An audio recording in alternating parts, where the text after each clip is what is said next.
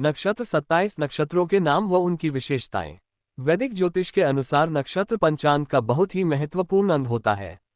भारतीय ज्योतिष में नक्षत्र को चंद्र महल भी कहा जाता है। लोग ज्योतिषीय विश्लेषण और सटीक भविष्यवाणियों के लिए नक्षत्र की अवधारणा का उपयोग करते हैं। शास्त्रों में नक्षत्रों की कुल संख्या 27 बताई गई है। तो आइए जानते हैं इन नक्षत्रों के नाम और उनकी विशेषताओं के बारे में विस्तार से। सबसे पहले यह विचार आता है कि नक्षत्र क्या है। आसमान में तारों के समूह को नक्षत्र कहते हैं। वैदिक ज्योतिष में नक्षत्र को बहुत महत्वपूर्ण माना गया है। वेद जैसे प्राचीन ग्रंथों में भी नक्षत्रों के बारे में विशेष की जानकारी दी गई है। नक्षत्र अपने प्रभाव से किसी भी व्यक्ति के जीवन को बदलने की क्षमता रखता है। इसीलिए लोग नक्षत्रों को अनुकूल करने के लिए उनसे संबंधित ग्रहों की पूजा पाठ और व्रत आदि करते हैं। शास्त्रों में नक्षत्रों की कुल संख्या 27 बताई गई है। नक्षत्र का पौराणिक महत्व। पुराणों में इन 27 नक्षत्रों की पहचान दक्ष प्रजापति की बेटियों के तौर पर है। इन तारों का विवाह सोमदेव अर्थात चंद्रमा के साथ हुआ था।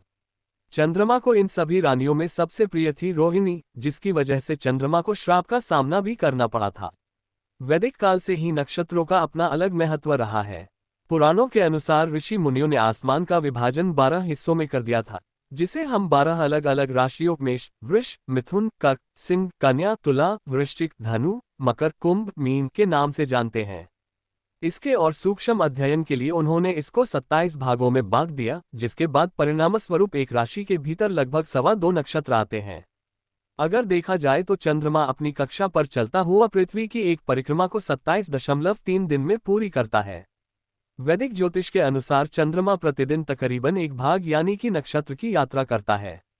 ज्योतिष शास्त्र में सही और सटीक भविष्यवाणी करने के लिए नक्षत्र का उपयोग किया जाता है। नक्षत्र द्वारा किसी व्यक्ति की सोचने की शक्ति, अंतर्दृष्टि और उसकी विशेषताओं का विश्लेषण आसानी से किया जा सकता है और यहाँ तक कि नक्षत्र आपकी दशा अवधि की गणना करने में भी मदद करता है। लोग ज्योतिषीय विश्लेषण और सटीक भविष्यवाणियों के लिए नक्षत्र की अवधारणा का उपयोग करते हैं। भारतीय ज्योतिष में नक्षत्र को चंद्र महल भी कहा जाता है। वैदिक ज्योतिष के अनुसार नक्षत्र पंचांग बहुत ही महत्वपूर्ण अंग होता है। अब ये प्रश्न मन में आता है कि नक्षत्र और राशि के बीच क्या अंतर है। यदि आप आकाश को 12 समान भागों में विभाजित करते हैं तो प्रत्येक भाग को राशि कहा जाता है, लेकिन अगर आप आकाश को 27 समान भागों में विभाजित करते हैं तो प्रत्येक भाग को नक्षत्र कहा जाता है। जैसा कि हम सभी जानते हैं कि आकाश किसी भी वृत्तीय आकार की तरह 360 डिग्री का होता है। अब यदि हम 360 डिग्री को 12 भागों में बांटते हैं तो हमें एक राशि चिन्ह 30 डिग्री के रूप में प्राप्त होता है।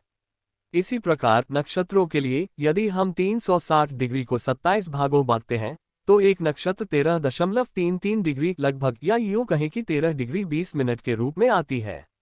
इसलिए नक्षत्रों की कुल संख्या 27 और राशियों की कुल संख्या 12 होती है। अगर देखा जाए तो नक्षत्र एक छोटा सा हिस्सा है और राशि एक बड़ा हिस्सा होता है। किसी भी राशि चिन्ह में 2.25 नक्षत्र आते हैं। कैसे ज्ञात करते हैं नक्षत्र? जैसा कि हम सभी जानते हैं, जन्म के समय चंद्रमा जिस नक्षत्र में स्थित होता है वही उस व्यक्ति का जन्म नक्षत्र होता है। यदि किसी व्यक्ति के वास्तविक जन्म नक्षत्र की जानकारी हो तो उस व्यक्ति के बारे में बिल्कुल सही भविष्यवाणी की जा सकती है। आपके नक्षत्रों की सही गणना आपको काफी लाभ पहुंचा सकती है। साथ ही आप अपने अनेक प्रकार के दोषों और नकारात्मक प्रभावों को दूर करने के उपाय भी ढूंढ सकते हैं। सभी नक्षत्रों के अपने शासक ग्रह और देवता होते हैं। विवाह के समय भी वर और वधू का कुंडली मिलान करते समय नक्षत्र का सबसे अधिक महत्व होता है। अश्विनी